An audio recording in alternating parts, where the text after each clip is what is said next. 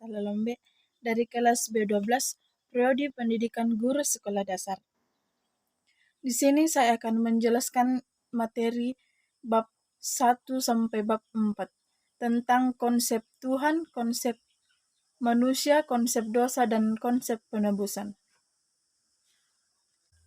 Konsep dosa dalam iman Kristen. Jika kita berbicara tentang dosa, maka istilah dosa dalam Perjanjian Lama dan Perjanjian Baru tidak bisa kita sebutkan satu persatu, karena dalam Perjanjian Lama dan Perjanjian Baru di situ dijelaskan banyak mengenai dosa. Manusia memberontak pada Tuhan dengan memilih jalannya sendiri. Pemberontakan manusia ini disebut dosa, yang diwujudkan dengan sikap tidak menundukkan diri kepada Tuhan maupun melawan Tuhan. Seperti yang terdapat dalam Roma pasal 3 ayat 23, karena semua orang telah berbuat dosa dan telah kehilangan kemuliaan Allah. Di situ sangat jelas dikatakan tentang dosa yang dilakukan manusia sehingga mereka kehilangan kemuliaan Allah. Dalam Galatia pasal 5 ayat 19 sampai 21, perbuatan daging telah nyata, yaitu percabulan, kecemaran, hawa nafsu, dan penyembahan berhala, sihir, perseteruan, perselisihan, iri hati, amarah, kepentingan diri sendiri, percederaan, roh pemecah, kedengkian, kemabukan, dan pesta pora dan sebagainya. Dalam kitab Galatia pasal 19 ayat 21 sangat jelas di dalam Alkitab menjelaskan tentang perbuatan dosa, seperti adanya percabulan, kecemaran, hawa nafsu, dan lain sebagainya. Dari dosa itu mengakibatkan keterpisahan manusia dengan Tuhan, sesama dengan dirinya sendiri, dan akhirnya perhukuman kekal. Konsep manusia.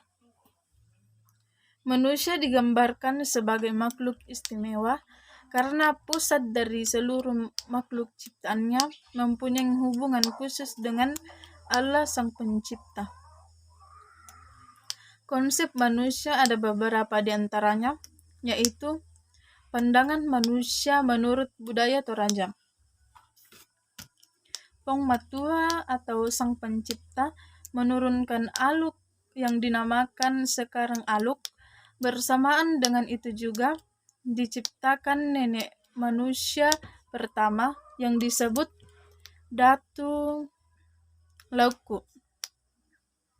Puong Matua menciptakan segala isi bumi ini dan juga menciptakan 8 unsur atau makhluk di atas langit melalui satu tempat ciptaan yang disebut Saun Sibarung,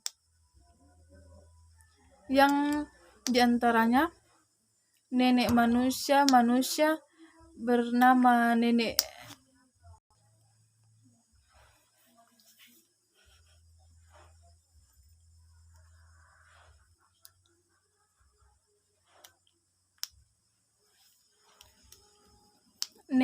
manusia bernama Datu Lauku, nenek kapas bernama Menrante,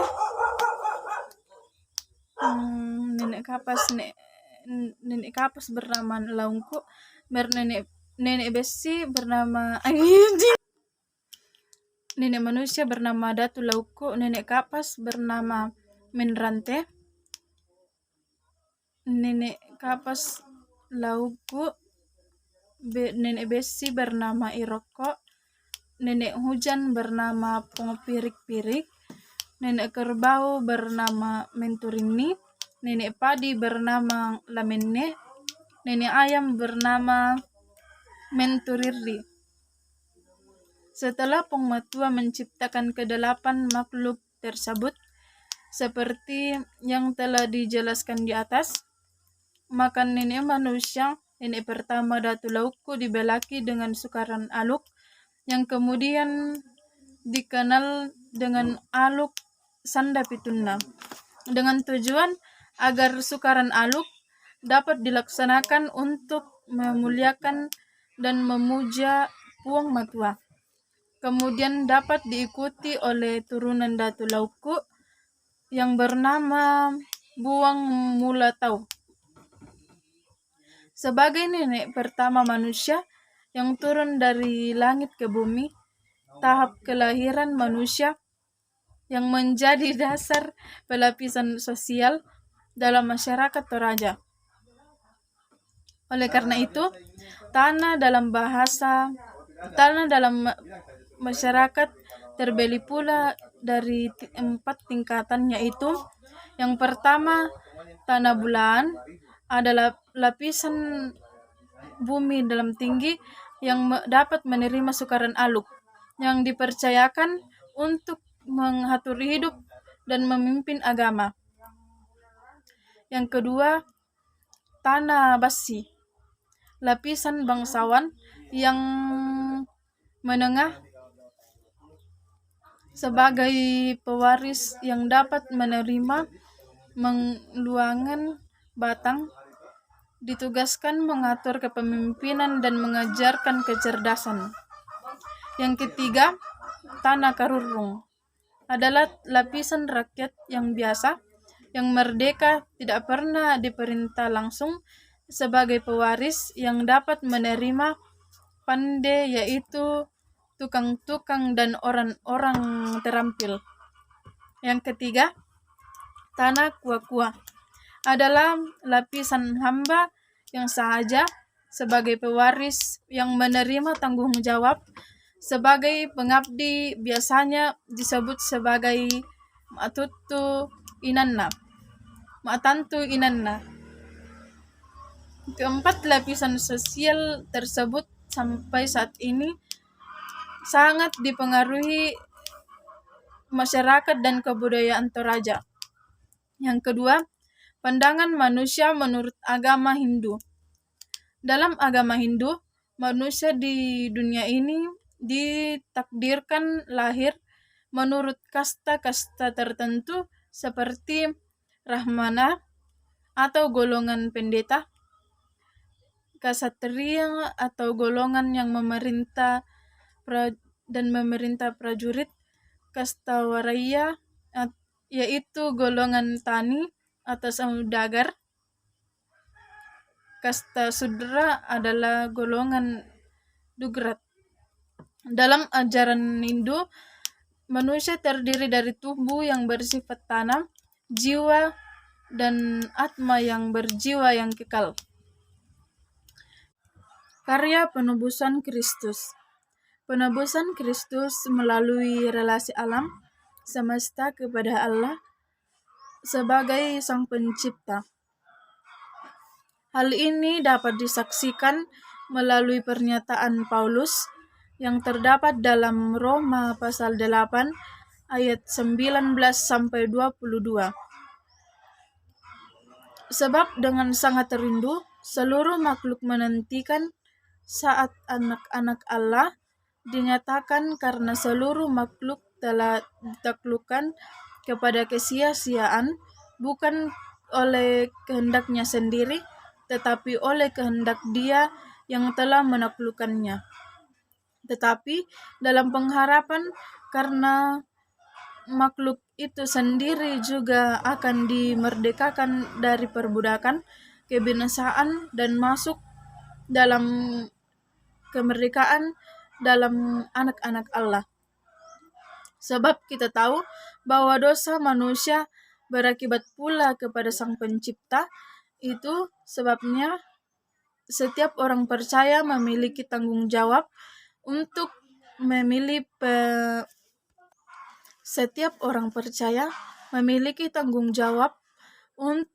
pemulihan Pencipta dari perbudakan kebinasaan. Dalam pendidikan Kristen juga dinyatakan kemuliaan dan keagungan Allah dalam dunia ciptaan Allah, dan juga mengatakan bahwa menjadi tugas setiap orang percaya untuk menyatakan kemuliaan Allah dalam seluruh hidupnya. Karena Kristus menebus dari dosa dan mendamaikan manusia dengan Allah sesuai dengan praktek dalam pendidikan Kristen itu. Itu sebabnya orang percaya perlu memikirkan dan dinyatakan Alkitab dan merumuskan konsep pendidikan yang sesuai dengan Allah yang dinyatakan dalam Alkitab. Konsep Alkitab tentang penebusan Kristus. Konsep penebusan sangat penting dalam Alkitab, mulai dari Perjanjian Lama sampai Perjanjian Baru, yang puncaknya di dalam kematian Kristus di kayu salib. Konsep penebusan dalam Perjanjian Lama dinyatakan pembebasan manusia dari perbudakan dengan membayar harga diri oleh penebus yang dapat kita baca dalam Imamat pasal 22 ayat 24 sampai 25 dan Yeremia 32 ayat 6 sampai 9. Ada juga orang Lewi, juga dikatakan sebagai penebusan anak sulung Israel, yang terdapat dalam Bilangan pasal 3 ayat 44 sampai 45. Uang terkadang dibayarkan untuk membebaskan seseorang dari kematian, Keluaran 21 ayat 30. Gagasan penting yang harus diperhatikan adalah adanya konsep penebusan dan uang tebusan untuk membebaskan seorang dari perbudakan. Alkitab sangat jelas menjelaskan bahwa Allah sebagai penebus Israel yang sesungguhnya, yang dapat kita baca dalam Yesaya 41 ayat 14. Bahkan Allah sendiri yang membebaskan Israel dari perbudakan di Mesir. Pembebasan dari Israel dari Mesir merupakan gambaran penebusan sejati yang dilakukan oleh Kristus melalui kematiannya di kayu salib, yang sebagaimana yang diberitakan dalam Perjanjian Baru. Perjanjian Baru memperjelaskan konsep penebusan Perjanjian Lama yang digenapi di dalam dan melalui karya Kristus di kayu salib sebagaimana yang dinubuatkan oleh para nabi. Kita manusia yang berdosa membutuhkan penebusan yang memenuhi syarat Allah untuk menebus manusia dari murka Allah. Dan Kristus dapat menebus manusia dari perbudakan dosa melalui kematian Dia dengan mengorbankan dirinya di kayu salib.